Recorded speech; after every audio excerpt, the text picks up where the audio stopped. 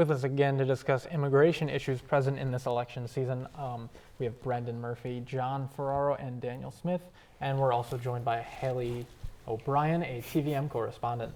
Thank you for being here. Good to be here. Okay, guys, so during this election, there's obviously been a lot of talk about building a wall and making Mexico pay for it. Haley, I guess I'll start with you. How feasible is this plan by Donald Trump? Well, I think I would like to start by saying what I think what makes America so good is we're known for our diversity in the country. And one of Trump's main points in this campaign and what he wants to do as president is to rule out all immigrants, and people come here for more opportunity, to have better lives. My father personally was an immigrant, and he came here to start a family and to live a better life for himself and to give his family a better life. And America is a country that countries all over the world aspire to be as successful and as good and as diverse as.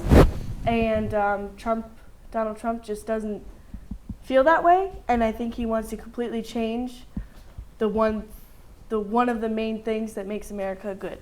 Right. Well, Daniel, what are your thoughts on this, building on what she just said? Building that, my father is an immigrant as well.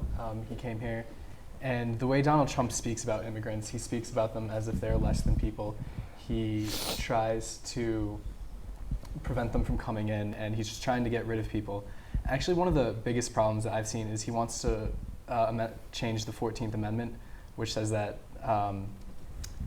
anyone born in the United States, regardless of their parents' citizenship, is naturally a citizen, and he wants to get rid of that, which doing so would amend the Constitution. I think Bethany was on here before talking about how he wants to change the First Amendment and how he is so strong and protective of the Second Amendment, but he doesn't treat the 14th and First Amendments with the same respect as that. I just think the immigration plan in general isn't economically feasible.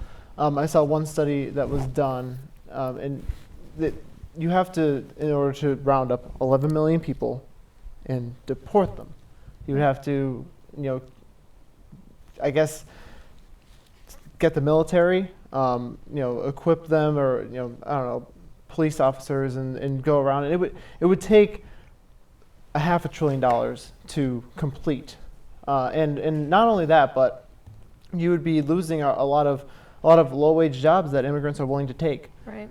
You would fast food jobs, or working on a lot of in the South they have a lot of farms owned by big corporations, that low-wage jobs that I don't know if Americans are willing to take, because I think some of them are under the minimum wage.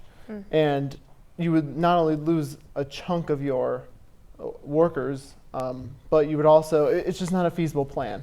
And in terms of making Mexico pay for the wall, we still don't know how that is going to happen.